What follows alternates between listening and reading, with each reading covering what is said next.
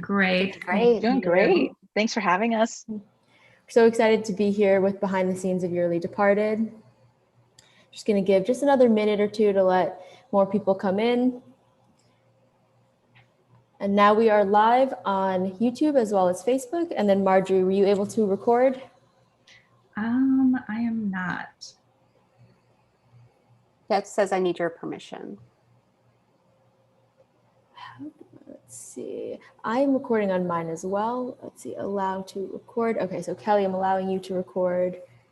Great. I'm recording now for you. Great. So that'll just be the backup. If we need, we'll reach out to you. No problem. Awesome. Well, thank you both for joining us today. Thanks everyone for being here. I'm Marjorie Sachs. I'm a quality engineer at Adobe, and I am joined today by Kelly Lyon and Giselle Murillo, who are the talented editors of Amazon Prime's Yearly Departed. And I just want to say how much I enjoyed this. It's not only hilarious, it's raunchy, and it's so accurate of what 2020 was like for many of us.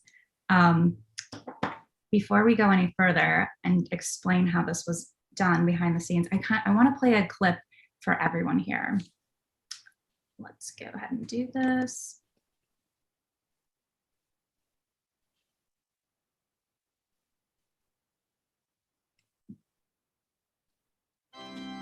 Yearly Departed. We have gathered all you ladies here today because 2020 was a trifling hoe. That's right. Can I get a C and something up tempo? I'm gonna tell everybody. This is a chance for me to heal, get my spirit, my soul together. Fire! You feel me? Fire! To hell with it. Yeah. To hell with all of it. Pass the plate, because this is a sermon. Goodbye to the fear that at any moment the nuclear codes could wind up on Twitter. Hell yeah. Amen. This is America, goddammit. After being quarantined for 8 months, I was ready to reach down, tie my own tubes, and double knot that I'm with her. Let's take a moment of silence. Moment over. Sayonara, 2020.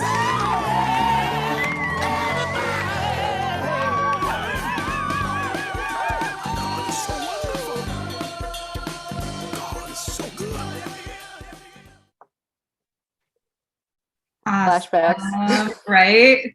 It's definitely gotten funnier the longer I've been away from it. Yeah, it's fun to watch the trailer again and remember. So both of you have cut many, many different projects, comedy specials. Giselle, you've worked on The New Girl and Modern Family. Kelly, how was Yearly Departed different from any other comedy project you've worked on? So I've done a lot of stand specials. My background is I started at SNL doing the parody commercials and music videos, that kind of stuff, pre-tapes for them. But then I transitioned it into doing, like I did John Mulaney's Kid Gorgeous live at Radio City and Amy Schumer's Growing and a lot of stand-up specials. So the one thing that was really different about this project is that there was no audience for it. All of the performers were filmed separately because of COVID for safety, and all of the women in the audience were filmed as individuals reacting to nothing.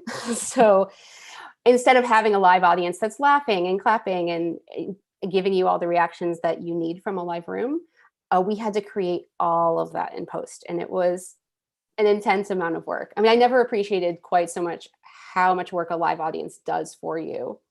Right. And then Giselle, you were brought in, what, halfway through the project or kind of like at the very beginning? I came in at the very beginning. Okay, you did. And because this was, not only was it a comedy special, but it wasn't filmed in front of a live audience. There was so many visual effects shots through this. Can you explain to us how that was filmed and what the process was for cutting? Yeah, the opening sequence before we get into all of the eulogies was actually all motion control. So they did each person individually, like walking in and stuff like that. So we ended up soft locking before the editor's cut even came out, that introduction, because they needed to get to work on that intro and rotoing and cleaning up just all the pieces and stuff like that. So I had to go through all the takes, line them up, try to do rough comps so that way the producers could see what essentially we were trying to lock before it went to visual effects. Crazy. And you're in LA, Kelly, you're in Portland. How are you collaborating back and forth? You had assistant editors, they were located in LA, the director. How did you guys make that work? Well, we worked on Adobe Premiere Productions, and that was the first time I've ever used it before. And that was really cool because so we worked with a facility called SIM in LA, and all of the footage was actually living on a server there. And we were each remoting into the facility. So we each had a physical workstation in LA that was connected to the server. And then I was using a program called Jump Desktop to look at a computer that's in LA. And my assistant, one was in Pasadena, I think, and one was in New York. So we were all doing that. And then any changes that I would make could update for everyone to see in real time. So that was really awesome to be able to collaborate in that way. And I honestly don't think we could have gotten this project done if we were all trying to work locally. Right. Right. Plus, it was really nice to break it up in productions by just little sections. So that way she can control one section. I could work with the director on a different section, and we could just marry them all together at the end. What was one of the biggest challenges? Well, should we show, maybe we should show the stage setup. So I'm gonna walk us through exactly how this was filmed. Because again, none of the talent was in the same room at the same time. And wasn't the director not even on set during the filming? Yeah, so Linda Mendoza is an incredible director. She was actually, I think, in a hotel room like 2 miles away because they were trying to keep the set so closed to just the only people that physically had to be in the room. She actually got exposed to COVID scare, so that's why they actually kept her separate. So yeah, so she had sort of a voice of God, like PA that she could, direct the talent from overhead, but she was watching on monitors from a hotel room a couple miles away from where they were actually filming. Wow. And they filmed in basically a giant warehouse with multiple stages. So you can see here, there's the A stage is the podium where you see the eulogies performed. The reverse shot of the audience is the B stage. So you can see up here what it was actually like. We recorded basically one person at a time. So there's Patty Harrison, and you can see the seat cards where everyone else is supposed to be sitting. And then this is a final comp where you see all of the ladies comped in one at a time to create the illusion that they're all in the room together. And then for the close-up reactions, each woman was filmed in a green screen pod setup like this. And then we would comp them in over a background plate of that B stage so that it would look like they were all sitting in the room together. But again, they're just in a green screen pod. And Linda was masterful at keeping all of this and giving us all the pieces we needed to pull this off. Yeah, I want to take a moment also to recognize that not only was the cast all female, the crew and the entire post team, except for a few different gaffers, was all female as well, correct? Our assistant editors ended up were 2 men, but yeah, it was a lot of female people. Actually, that was one of the coolest things about the interview process for this job was that I had a Zoom call and it was like 12 boxes and it was like ba-doop, ba-doop, ba-doop, and every box was just an incredibly smart and talented female, writer, director, producers, and many of them who ended up on the program itself. So it was just exciting to see so many of them. Right. I know there's not a playbook for here. How do you shoot them amongst a pandemic? There's no playbook for this. The fact that you guys pretty much pulled off the impossible is when Giselle was telling me about this was just fantastic. Well done. Go ahead. Part of what made it so challenging was there was a very quick turnaround time. So I think we had maybe 4, we were supposed to lock in about 4 weeks. And so the most challenging thing was the eulogies weren't that difficult to cut like from the A stage. But then when you want to start cutting to reactions of the women in the audience, we just had hours and hours and hours of this footage of them individually on green screen, and they were reacting to a writer giving them direction. So it's like, now nod your head yes. Okay, now say yes. Yes, yes, yes. Now say no. Now shake your head no. Now you're angry. Now you're happy. Now you're, now you're drinking. So we had to go through and organize all this hours of green screen footage. And we ended up having Josh Depew, one of our assistants, who's really like an After Effects whiz. He took everything into After Effects, comped in the backgrounds for us roughly, and all the hours of footage, rendered it all out and sent it back to us into our multicam clips so that we could be working with that and not having to necessarily use the Ultra Key in Premiere. Mm-hmm. But that saved us a lot of time to be able to have the backgrounds pre-comped by our AE. Did you end up having to go back and do film any pickup shots or do any ADR to fill in, make the scene feel more full? We did not do any pickup shots. I don't think that was even a remote possibility. But we did have to do a lot of ADR and put in the mix to try and make the room sound fuller. And it's difficult because it's a funeral home. So it's like, how alive should it be?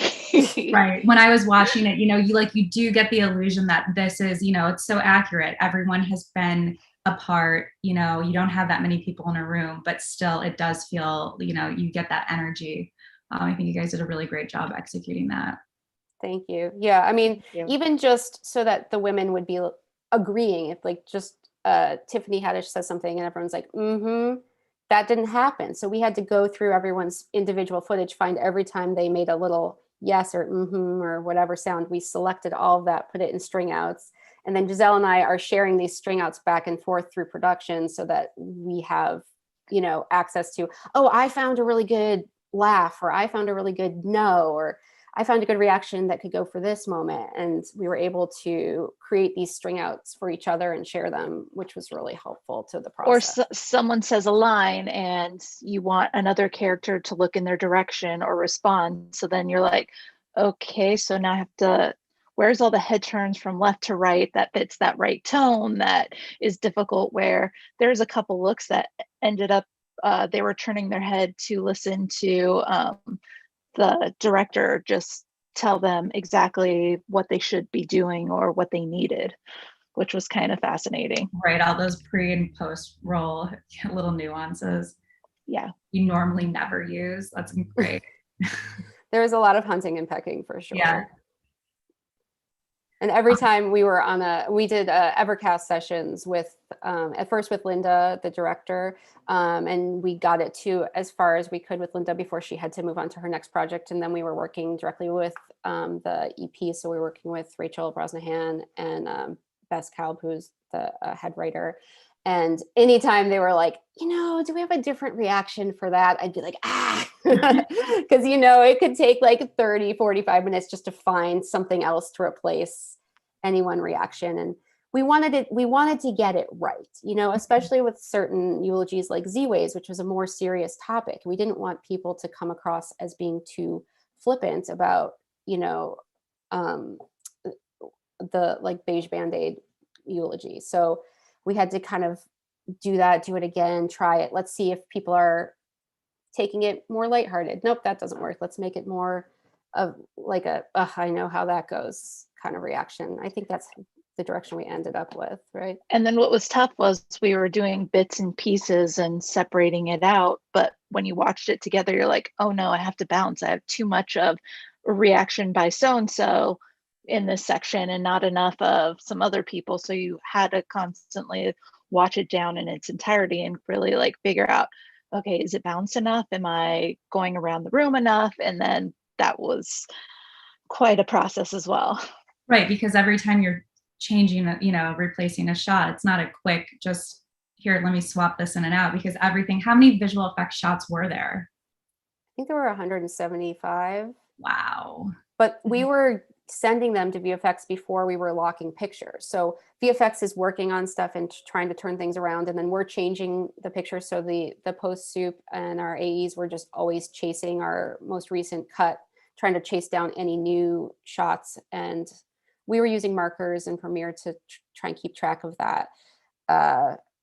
It was a lot of a lot of work to stay on top of every time I swap something out to make sure that gets to VFX. And if something gets cut, okay, they don't have to do that one anymore, you know, because usually you'd be able to lock a cut and then send it to VFX. But Right.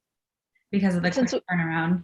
we had such a quick turnaround that I just really applaud the post team just for what they were able to do and keeping track of everything while we were trying to edit this thing together and not worry about that part as much. Right. The management of it. What were you guys using? Just like a Google spreadsheet? pretty much. Yeah. Yeah. Color-coded Google Doc. Yeah. Yep. I know. It's amazing. That's one thing that I would love to build into Adobe, is just something that would just tracks the sequence. You can update it as you go universally. Print it. It would be awesome. That would be great. Yeah, I would love something like that for sure. Request for that. If anyone has any questions as we're talking, who's in the audience, please put them in the Q&A in the chat pod, and we'll go from there. What surprises came up during this? Giselle, you want to go first? I just think the amount of work of creating the reactions, that was really it. That was a lot of fun. And it was just kind of a whirlwind where you kind of look back and you're like, oh, I did that. That actually turned out kind of awesome. And that was kind of fun. It was just, but at the time it was just like, oh my God, I have to go through all of this. This is impossible. Yeah, I was actually, I mean, it should have been obvious when the job was pitched to me, and Linda, the director, was like, you're going to want backup on this. But I, coming from just a regular stand-up special world, I was like, oh, I can bang out a stand-up special in 4 or 5 days, have a really solid rough pass and be ready to go. I could not see how much work this was going to be. And even as I was doing it, I was like, wow, is this really this much work? You know, it's just, that surprised me the whole time, even though I should have known better. Right. But yeah, because everything just had to be done so quickly. So there wasn't the time to truly, like, even as they were filming, to film it in a way that would be really easy to organize in post. You know, it was just sort of like, let's get as much as we can, as quickly as we can, so we can move people through the stages and back out, away from each other, so that we're not exposing anyone to. Right. Because this was shot much like a feature film would be. Whereas typically what a comedy special is just filming a couple different shows in front of a live audience. So you have everything to work with, but here you're just piecing everything together. Yeah, it was it should feel like a multicam, but it was really a single cam. So it was a lot. It was definitely a lot of work. Okay, question from Nicholas. He's asking, did you use outboard audio processing or software-based solutions to create the sound of the funeral home?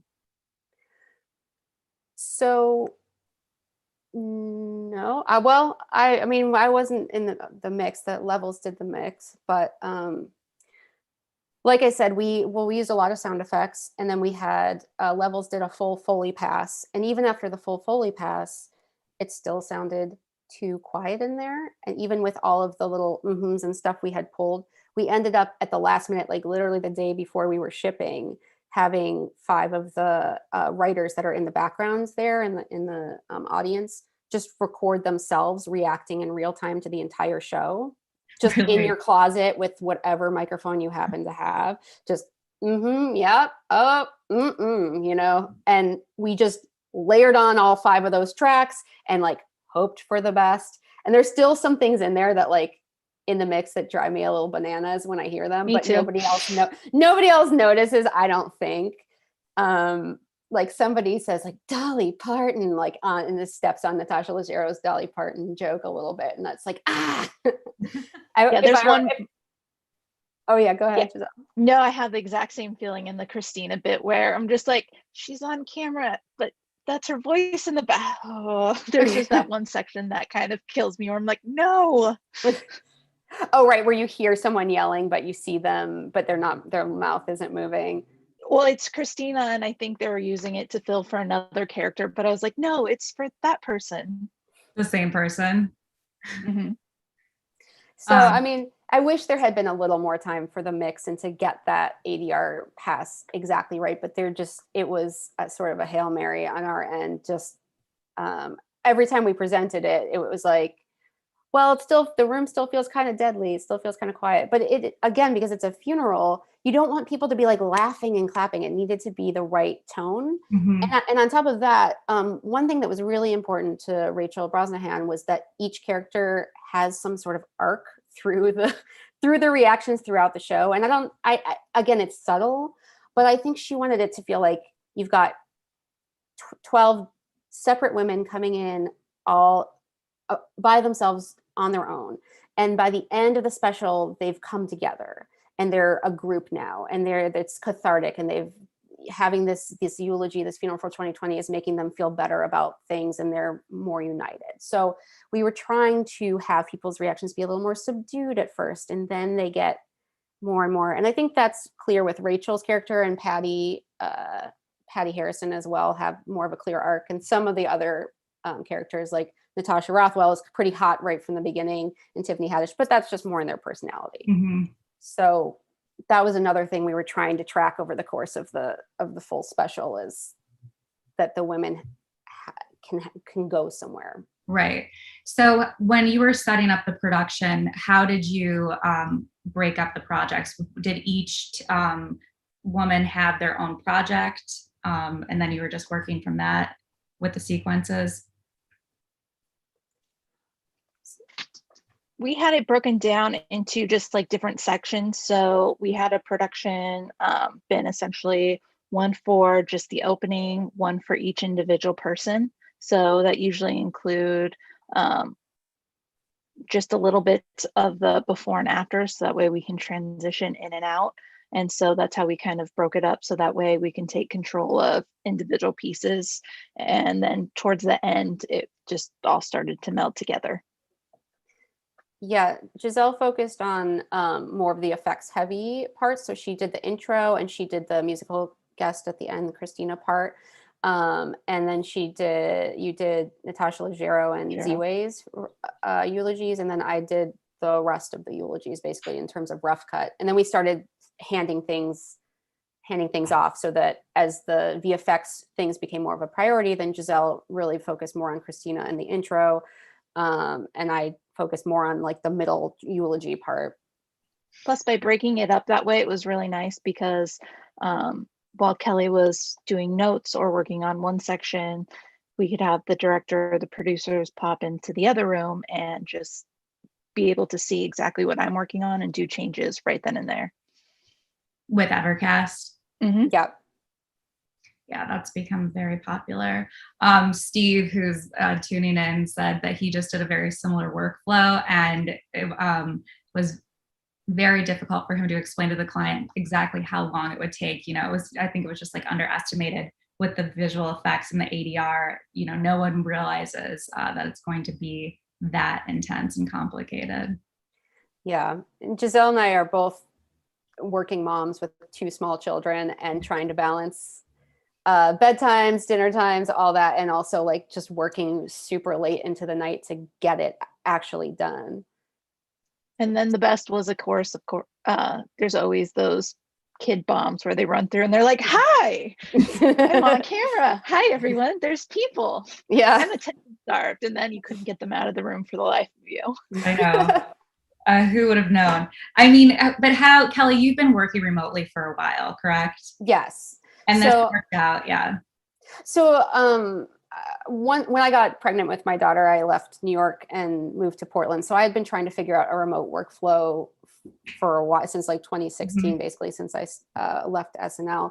And for the most part, it ended up just being like, okay, I'm editing the stand-up special from home, and then I'll fly to LA to work with Mulaney for a week, and then I'll fly back and do any final tweaks from home. And it wasn't a high-tech process at all. It was literally just ship me a hard drive. I'll work by myself and we'll post it and do notes that way. So Evercast is a real game changer, because as much as this pandemic has been horrible and difficult for everyone, like, I feel sad to say this, but like career-wise for me, it's reopened a lot of doors that otherwise would have been closed because I would have to be in New York or LA. So right now I'm working on a show that is New York based with a bunch of people I used to work with at SNL that I could have never done if it wasn't a pandemic. But since everyone's working remotely now, I'm getting some of those cool opportunities. And this is the same thing. I wouldn't have gotten to work on Yearly Departed if it wasn't the pandemic. Right. It's slowly but surely, because I've actually worked on some shows, like honestly, like 6 years ago that were doing remote because the directors were overseas. And so it was quite the scramble to try to figure out how to screen share over Skype at the time and stuff like that. And then using the phone as like the separate thing. And so it's amazing to see like how far it's come, or the fact that like Jump is now so solid versus just years ago. I remember when there was quite the lag and I could still do a post or look at something on my phone, but I couldn't really like play back or do any of that stuff.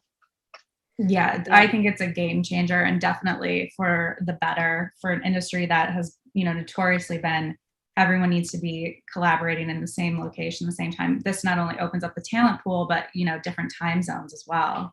Exactly. Yeah, I mean, not without its challenges, Right. and it does take a little more time. There are technical difficulties sometimes that Evercast wasn't always perfectly in sync, that kind of thing. That does slow you down a bit, but especially with comedy where timing is so very important.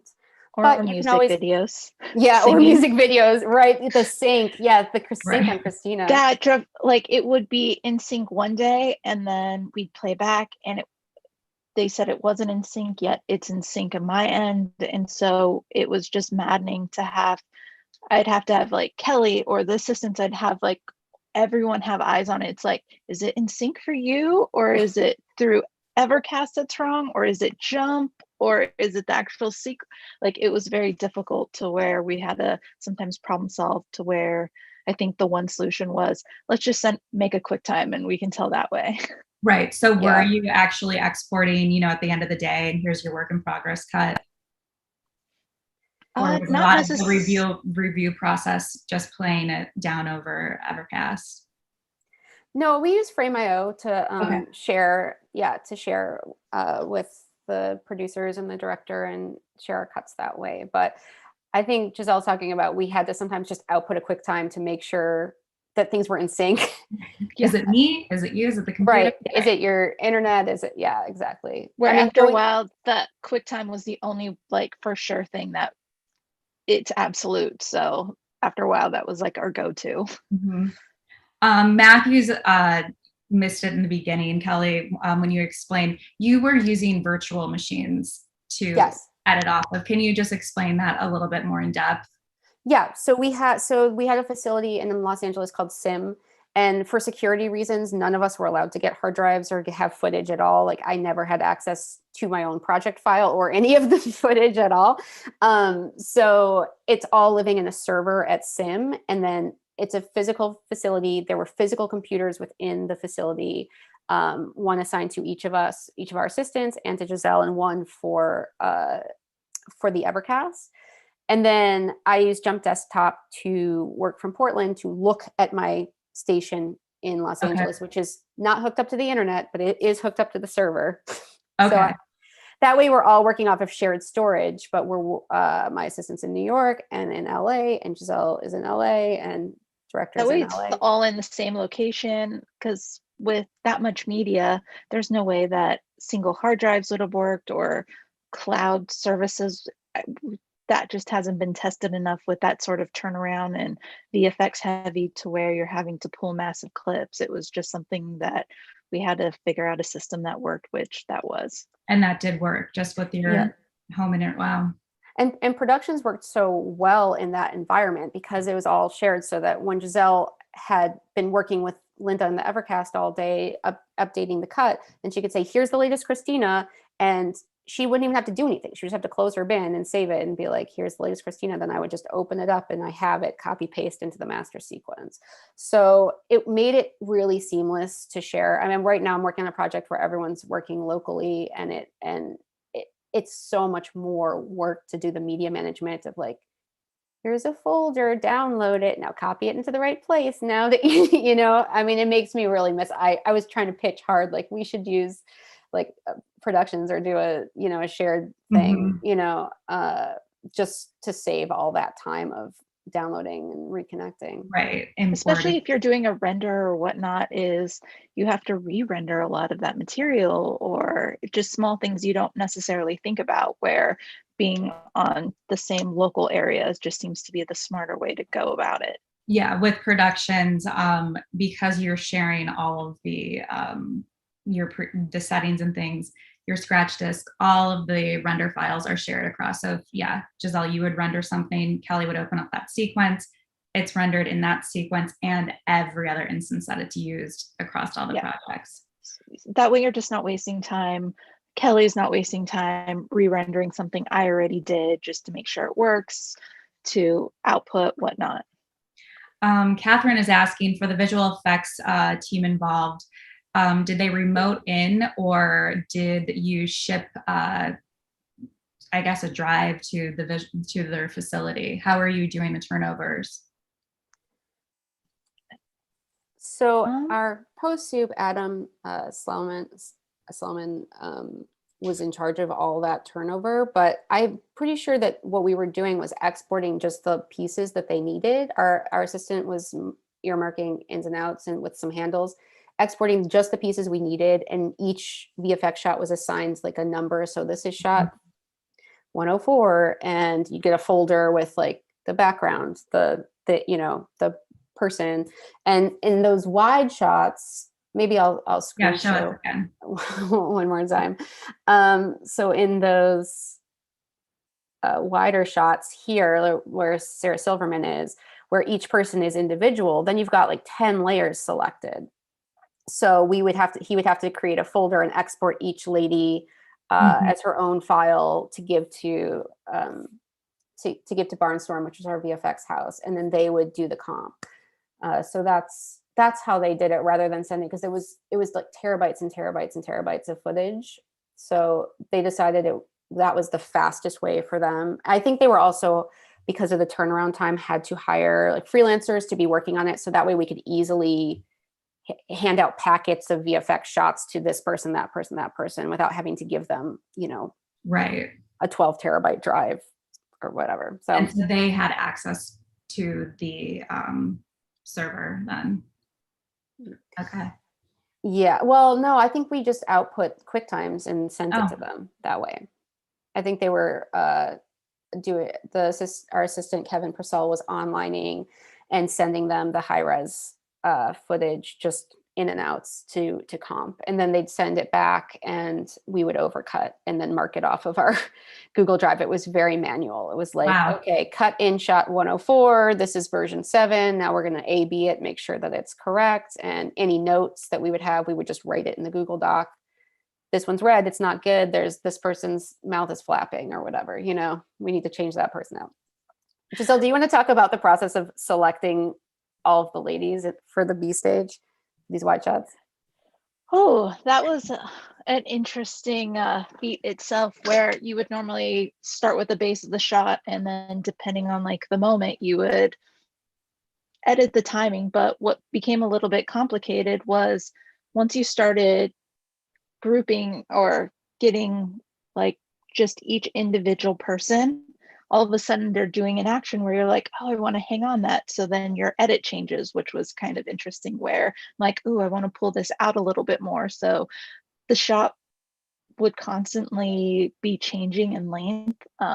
And pretty much I was starting to just like doing different crops and animats around each person, layer them all in and whatnot, because essentially we needed to figure out the timings. The producers needed to be able to lock the shots and approve each person that's in it. So it wasn't necessarily a thing where we have one base plate of just one person and send that out to VFX to pick it. It was our job to pick each reaction and make sure they fit with that moment, that reaction, stuff like that. And sometimes you needed them to clap a little bit longer, or look in their way a little bit. So then on top of it, you're doing like a speed change just to keep them continuing in action for however length you need them.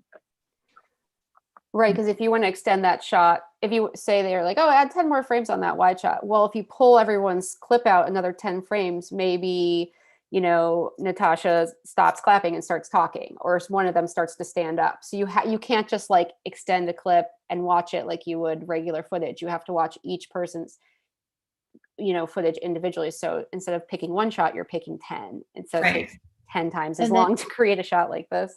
And then you're having to do the adjustments, the speed changes. So it was just crazy looking about how many effects or elements are on each thing, where I'm like, add another effect here. Here's another element. Right. It's just a domino effect, just rippling. Change one thing, everything changes. How involved was the director throughout the edit process? You said that, they're asking, can you talk about how and if the director helped shape after the production was done throughout the post? Yeah, Linda was very involved, very, very involved. So immediately after the shoot, she called both of us. We had a conference call and she just talked us through everything. She knew the footage so well, like she knew it inside and out. So if there was a reaction that she felt we were missing, she would say, oh, I know where that is. That happened on day 2 at this time. I remember that Rachel Brosnahan had a fish flask and took a sip from it, you know, and so that we could then send our assistants to go dig for those things that Linda remembered. So she was super, super involved and super helpful, and had a very clear vision for what she wanted. And I would say the producers kind of deputized Linda to head up the edit for the first several weeks, right? Which was fantastic, because it was nice just to have someone available, so easily available every day, who wanted to really dig in, really massage it, really work at it. So it was kind of nice just to have that person that's there and really shape it to what it ended up being. Yeah, because I think there were 6 EPs on this project, and it was, so there was a lot of people to manage and keep happy, and we wanted to make sure that, you know, that they were happy, but also sometimes their opinions would conflict with one another. So being able to work directly with Linda Mendoza, the director, then we could kind of present it to the producers and they could watch it on their own and figure out their notes together, then send it back to us, and we could go back to work with Linda. So was everything done pretty much through email? Like you're getting all the notes through email, and then how were you and Giselle communicating throughout the day? Email, we had to text. Zoom all day. We basically, so the post producer, Leslie Vincent, has this system where she just has a Zoom room that's open the entire day, and we are all signed on to it all day long. And you could have yourself muted and your camera off, but like anytime you need something, I would flip open my camera and be like, hey, you know, hey, and then people would pop, you know, turn their cameras on, pop in the Zoom room, and we would have a quick chat. And it did give it the feeling of being in an office together in a way that, you know, Slack or whatever doesn't do exactly the same thing. So at first messages, it was like, right. It was just great to be able to see faces, or sometimes they would just start, okay, I'm going for a walk, or I got ice cream, and it was like, oh, I want to take a break too. And so it was just kind of nice to have like that office environment where it was just like, oh, people, I can see and talk to people that aren't my 3-year-old. Right, exactly. And we had a daily Zoom meeting at like 9 a.m. or whatever, just to start the day every morning, so that we could make sure we were all on the same page, and then we just keep the Zoom on in the background from there. So that, at first I thought that was a little much, but I honestly really, really appreciate it. And on this project now, we started doing a daily Zoom meeting just to have that same office, the camaraderie feeling. All right. So do you look forward to returning back to normal, or can you envision yourself continuing to do this type of remote work? There's drawbacks. So it's just like, I love my family, but I want to go away. And I do miss like just actually like working in the room with people. So it's like, I do miss that aspect, but I don't miss the commute. I don't miss some of that other things where sometimes it's nice to be able to have, like, if I have notes and I'm not with producers, I can just go, I'm going to put my kid to bed and then finish working. Like, it's just that kind of nice thing that working in an office doesn't normally like work in favor, especially for like working moms. So whereas something like this is kind of a little bit nice in that aspect. Yeah, I mean, for me, obviously, like, I hope the remote thing keeps going so I can keep working on really interesting, like, great comedy. It just opens so many more doors for me. And I do think that there's a lot of editors I know that live in New York City that are like, you know what, I'm going to buy in the suburbs, or I'm going to move. Like, why am I crammed in this apartment when I can do my job from Right. elsewhere? And that was something I had kind of figured out a few years ago, but now it's very apparent to everyone. So like Giselle said, obviously I miss being in the room with people sometimes, and I miss getting away from the house, or just having that separation between, like, I'm at work and now I'm at home. You know, it's hard sometimes. Like, I'll wake up in the middle of the night because the baby will like wake me up at 5 a.m. and then he goes back to sleep, but I'm just like, edit, and I'll like go down and start working just because it's quiet time. No one's going to bother me. Did you ever find, working remotely, that you just are kind of just in a lull, like for creativity wise, change of scenery? Sometimes when I was editing, you walk in a space and you just feel creative. Yeah, I kind of feel like where I'm a little bit on all the time versus sometimes being in a room with like producers or people, like we would all just take like a collective break or go down a little rabbit hole of talking about God knows what. And it was just kind of nice to be able to do that. Whereas I kind of feel like with Zoom, or it doesn't lend itself to that as much. Like when you're working with producers, like it's straight, like you're on business. That way you can just turn the computer off and be done. So there's just not as much of that organic, like just shoot the shit sort of ness that there normally is. It's the whole, nobody can really like talk over one another on Zoom. It's like, no, you go ahead. No, you go ahead. It's like you're walking down the street and going like this, Exactly.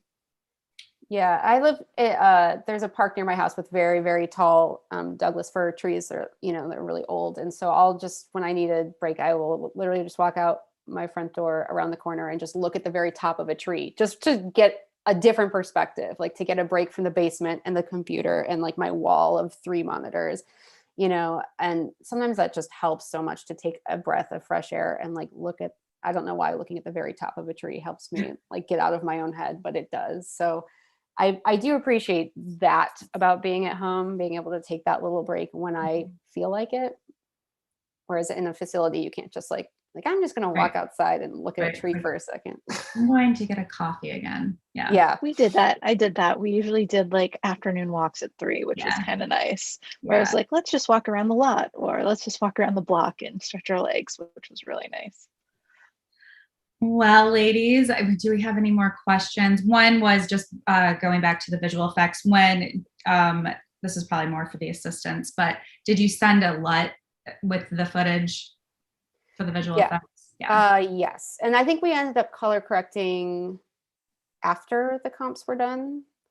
Yes. So everything was shot in log C, and then so they worked off of that, and then afterwards put on the LUT and whatnot. Cool. Well, thank you both very much for joining us today. The audience, if you haven't seen it, go check out Yearly Departed. Hilarious, funny. I loved it. What do we have here? Yeah, thank you.